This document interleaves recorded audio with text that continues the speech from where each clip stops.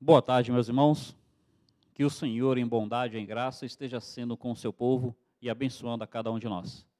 Quero agradecer a atenção de vocês e nós vamos ter um estudo da palavra do Senhor hoje. O estudo é o conhecimento de Deus, a maior alegria do crente. O conhecimento de Deus, a maior alegria do crente. Meus irmãos, antes de termos esse estudo, eu quero fazer um aviso e um convite à oração. O aviso é que, com o decreto que a prefeitura estabeleceu essa semana, os cultos podem acontecer já de forma normal. Então, o decreto diz que pode funcionar até às 22 horas. Como o nosso culto de quarta-feira termina às 22h50, eu quero aqui avisar que amanhã à noite, quarta-feira, teremos o nosso culto presencial e de portas abertas. Começará às 19h30, como sempre acontece, e irá até às 20h50. Graças a Deus. Fico feliz de podermos cultuar publicamente quarta-feira de novo. E domingo que vem será no horário normal, às 19 horas à noite. Meus irmãos, graças a Deus por isso. Vamos então orar, clamar pelos nossos enfermos. Amado Senhor, santo seja sempre o teu nome, engrandecido seja em cada um dos teus feitos. Queremos te adorar aqui e agradecer, ó Deus, por podermos voltar a cultuar nas quartas-feiras. Abençoa, Pai, que nós possamos ter sempre liberdade de culto enquanto a tua igreja estiver na terra. Clamamos ao Senhor pelos enfermos, a mamãe do pastor Carlos Alcântara, o pai do missionário Jonathan, o seu Sival, também o seu filho, o Caleb. Senhor, rogamos pela irmã Daci, clamamos pelo pastor Noélio, pelo pastor Silvestre, clamamos, ó Deus, pelo irmão Clay, clamamos, ó Pai, também pelo pastor Marcos e a sua esposa Elília. Seja com teu povo, Pai. A tua palavra que agora vem nos abençoar por meio dela. Em nome de Jesus Cristo, eu te peço, Senhor. Amém, ó Deus. Amém. Meus irmãos, então, qual é a nossa reflexão, qual é o nosso estudo hoje? O conhecimento de Deus, a maior alegria do crente. Meus irmãos, leiam comigo, por favor, o texto que está em Jeremias capítulo 9, versos 23 e 24. Assim ensina a palavra de Deus. Assim diz o Senhor: não se glorie o sábio na sua sabedoria, nem o forte na sua força, nem o rico nas suas riquezas. Mas o que se gloriar, glorie-se nisto, em me conhecer e saber que eu sou o Senhor, e faço misericórdia, juízo e justiça na terra, porque destas coisas me agrado, diz o Senhor. Meus irmãos, Deus está se voltando a Judá, está se voltando a Jerusalém, e está dizendo a Judá, a Jerusalém, por meio de Jeremias: a grande alegria de vocês, enquanto meu povo, não deve ser a sabedoria. Eles se encantavam com a sabedoria que Salomão estabeleceu. Não deve ser a força. Eles ficavam intimidados com Babilônia, que estava vindo contra eles. Não deve ser a riqueza. Eles pensavam em todo o ouro que poderiam ajuntar ou que poderia ser tirado deles. Então Deus diz assim, que a sua glória, que a sua alegria, que o seu encanto, o seu regozijo, seja em me conhecer, diz o Senhor. Meus irmãos, pensem bem. Nós, enquanto seres humanos, temos diversas alegrias. Por exemplo, tem pessoas que se alegram com o seu time favorito quando ele ganha um campeonato. É uma alegria. Tem pessoas que se alegram quando recebem um aumento salarial. Outra alegria. Tem pessoas que se alegram quando passam no concurso, alguma coisa assim. Nós, como crentes, nós também temos alegrias espirituais. Por exemplo, temos a alegria de saber que o nosso nome está escrito no livro da vida. Temos a alegria de ver a nossa família caminhando com o Senhor.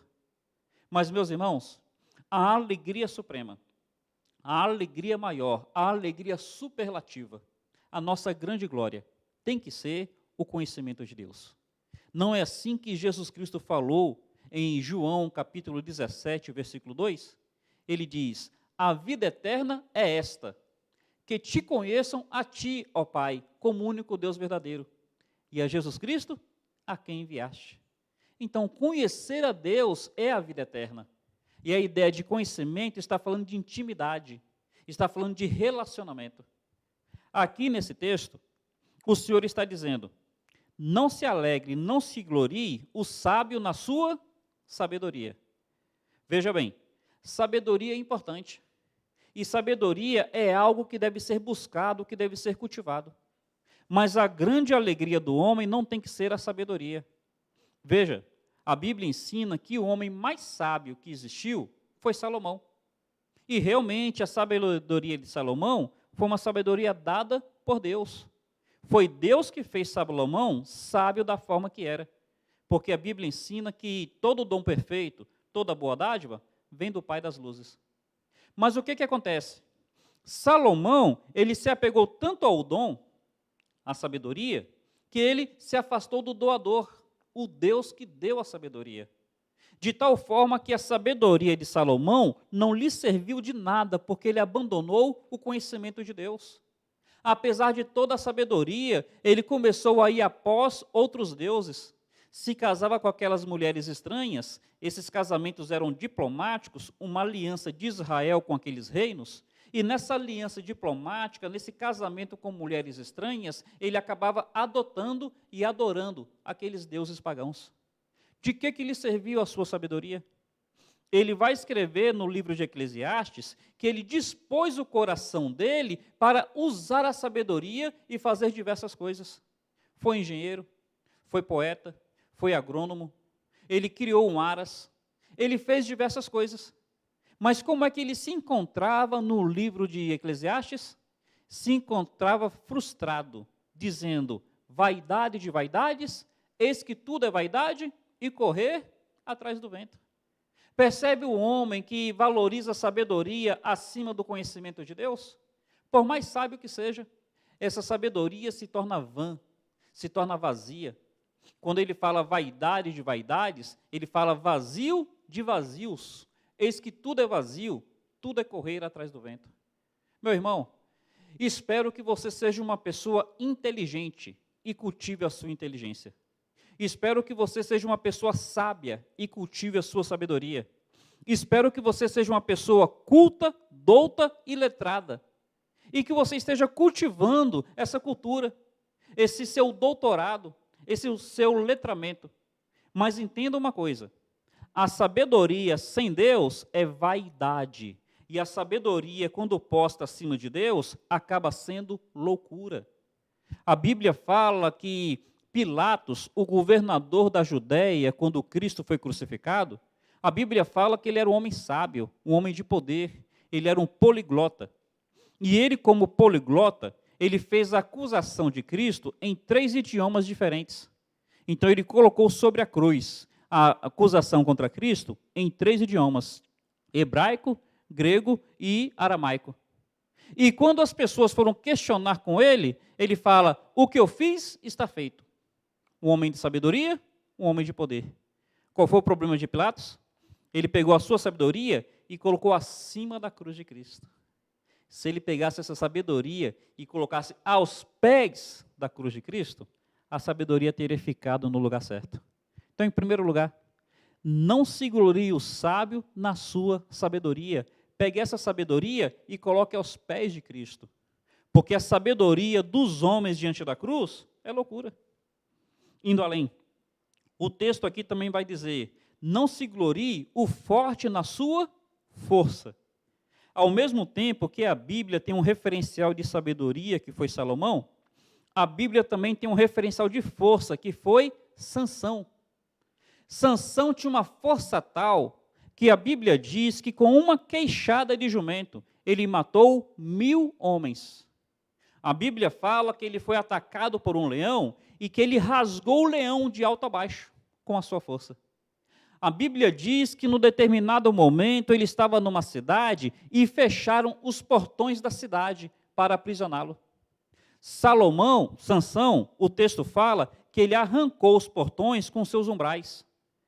Meu irmão, não é uma porta normal, o que já seria uma tremenda façanha. Eram portões grossos, madeira pesa. Portões de madeira, pesados, grossos, aqueles portões que fechavam as grandes portas de uma cidade. Os portões eram tamanhos porque as portas passavam até carroças. Ele arrancou aqueles portões com os seus umbrais. Ele arrancou dos muros, colocou sobre as suas costas, e o texto fala que ele subiu uma colina por uma distância longa. Percebe a força de Sansão? Percebe a sua capacidade? Mas o que acontece? Assim como a sabedoria de Salomão foi dada por Deus, a força de Sansão foi dada por Deus, porque todo dom perfeito, toda boa dádiva, vem do Pai das luzes. Mas Sansão, infelizmente, assim como Salomão colocou a sua sabedoria acima do conhecimento de Deus, desprezando o conhecimento de Deus, Sansão colocou a sua força acima do conhecimento de Deus, desprezando o conhecimento de Deus. E o que acontece? Enquanto que Salomão acabou sendo atraído por outros deuses, Sansão acabou envolvido com mulheres estranhas. A Bíblia fala que ele se envolveu com 3 mulheres. Nenhuma delas tinha um temor de Deus. Primeiro aquela mulher com quem ele se casou, depois uma prostituta, e por fim, Dalila. E meus irmãos, porque Sansão colocou a sua força acima do conhecimento de Deus, desprezando o conhecimento de Deus, qual foi o fim de Sansão? A Bíblia retrata o fim de Sansão, ele cego, ele escravo, girando um moinho, sob chicotadas, e sendo levado ao templo pagão para ali ser zombado pelos filisteus. Percebe? Assim como Salomão termina a sua vida frustrado, vaidade de vaidades, eis que tudo é vaidade, é correr atrás do vento, Sansão termina a sua vida derrotado, cego, escravo, andando em círculo, virando palhaço dos filisteus. O que a Bíblia está nos dizendo? Que a depender de onde nós colocamos a nossa glória, a depender de onde nós colocamos a nossa alegria, ou a nossa glória, a nossa alegria será vã, será fútil, será passageira e transitória, ou a nossa alegria será verdadeira, ou a nossa alegria será completa, será real e será eterna. Meu irmão, qual deve ser a sua grande alegria? A alegria de conhecer a Deus. Eu posso não ter a sabedoria que outros têm, eu posso não ter a inteligência que outros têm, eu posso não ter o diploma que outros têm, mas eu tenho uma coisa que supera isso tudo, eu tenho conhecimento de Deus, eu conheço o Senhor. Meus irmãos, eu posso não ter a força que Sansão tem, posso não ter a capacidade que ele tem, posso não ter os feitos que Sansão tem, mas eu tenho uma coisa que está acima disso tudo, eu tenho o conhecimento de Deus, e isso me completa, isso me realiza. Qual é a nossa grande glória? Qual é a nossa grande alegria? Que seja o conhecer a Deus. Indo além, o texto aqui está falando sobre 3 coisas que encantam os homens: sabedoria, força e termina falando riqueza. Não se glorie o rico na sua riqueza. Referencial de sabedoria foi Salomão. Referencial de força foi Sansão. E qual o exemplo de riqueza que a gente vai ter na Bíblia? Se lembra de um jovem, ele corre até Jesus Cristo, ele se ajoelha aos pés de Cristo, e ele pergunta: bom mestre, o que devo fazer para ter a vida eterna? A Bíblia fala que aquele jovem, ele era rico, riquíssimo, dono de muitas propriedades. Eis aí, alguém que era cheio de riqueza. E a Bíblia fala: não se glorie o rico na sua riqueza. Aí Jesus Cristo, ao ser interpelado por ele, Jesus Cristo começa um diálogo. E nesse diálogo, Jesus Cristo fala: olha, já que você quer ter a vida eterna, cumpre os mandamentos. O jovem fala: quais? Aí Jesus fala: não matar, não roubar, honrar pai e mãe. E o jovem fala: isso tudo eu tenho feito desde a minha meninice. Aí Jesus, o texto de Marcos diz assim: fitando o amor. O amor de Jesus estava sobre aquele jovem. Pense bem nisso. Fitando o amor.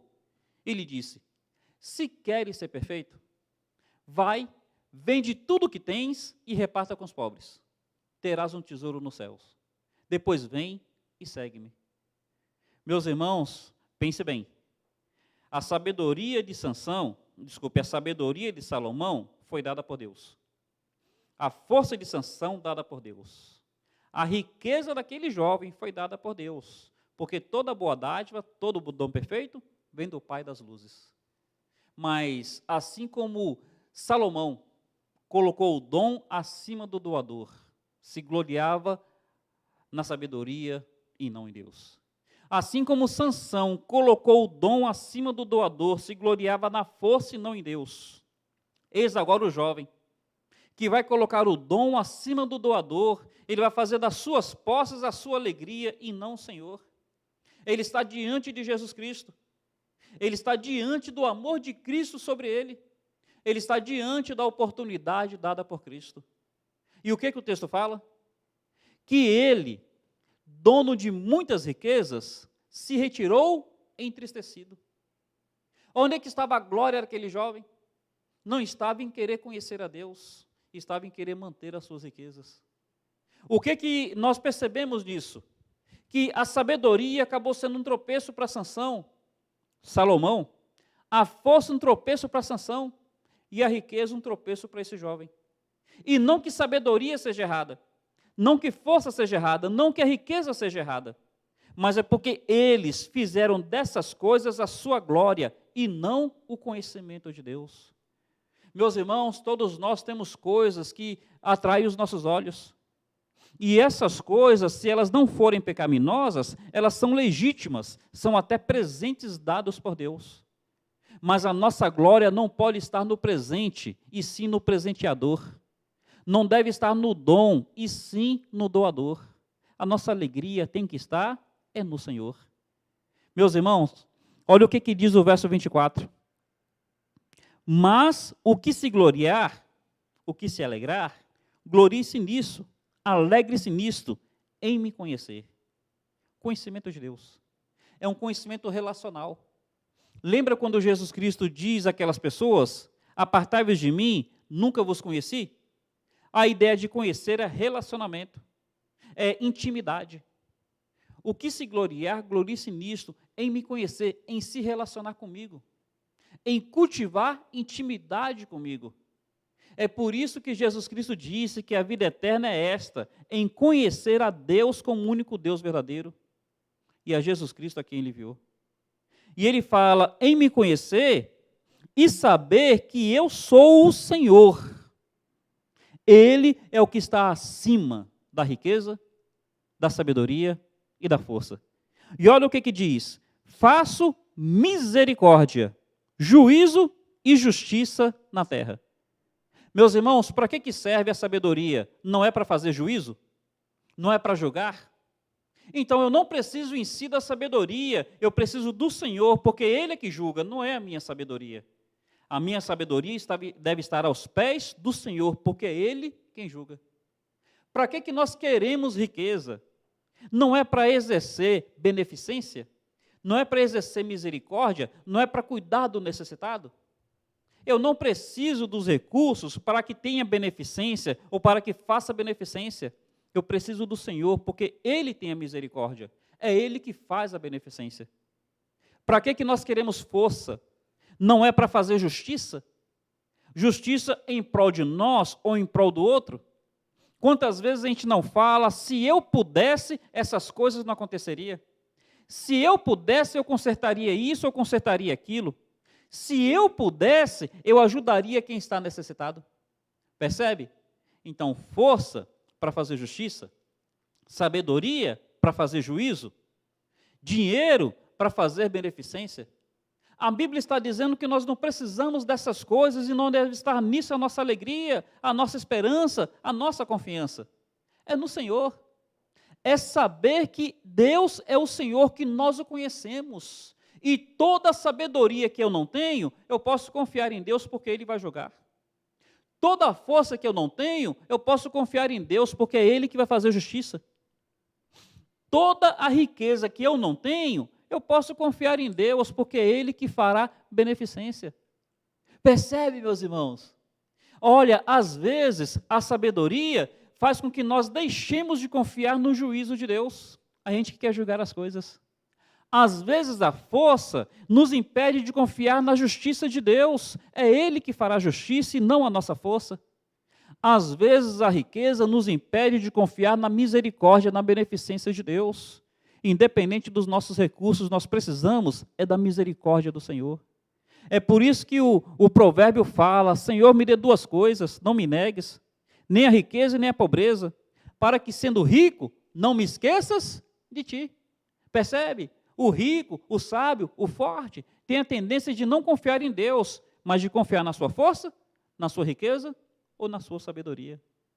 Qual deve ser a nossa grande glória? Qual deve ser a nossa grande alegria?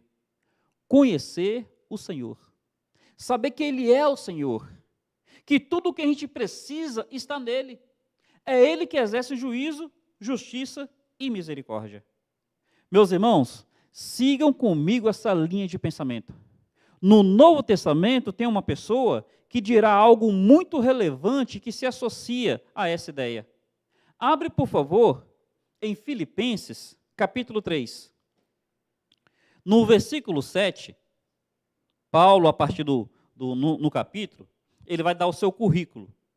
Ele vai dizer que dos da sua idade, ele excedia em muito em zelo. Ele vai dizer que ele era fariseu de fariseus, hebreu de hebreus. Ele vai dizer que da elite ele era nata. Que desde a infância que ele já era criado para ser um grande rabi. Criado até mesmo aos pés do grande rabi Gamaliel. Mas então no verso 7 ele fala: o que para mim era lucro, considerei perda, por causa de Cristo. E ele vai então explicar no verso 8, sim, deveras considero tudo como perda, por causa da sublimidade do conhecimento de Cristo, meu Senhor, pelo amor do qual eu perdi todas as coisas e as considero como refúgio para ganhar a Cristo. O que ele está dizendo? Que ele abriu mão de todas aquelas coisas que encantavam os olhos, por causa da sublimidade do conhecimento de Cristo. Sublimidade, o conhecimento de Cristo é sublime, está acima das demais coisas, está acima da sabedoria, está acima da força, está acima da riqueza. Meus irmãos, nós precisamos nos encantar com Cristo, em conhecer a Cristo, em buscar a Cristo. Precisamos realmente fazer uma escolha. Não é a sabedoria mais Jesus, a riqueza mais Jesus, a força mais Jesus, é Jesus e apenas Jesus. Se as outras coisas vierem, que seja pela bondade de Jesus, mas apenas em Jesus já estamos satisfeitos. Todas as coisas como refúgio. Uma escolha. Acima de tudo, o que eu quero é Cristo. E independente de não ter as outras coisas, eu tenho o mais importante, que é Cristo. O conhecimento de Cristo, o relacionamento, a intimidade com Cristo. A Bíblia vai nos falar sobre isso em algumas ilustrações. Jesus, por exemplo, ele conta a parábola de um homem que encontrou um tesouro escondido no campo.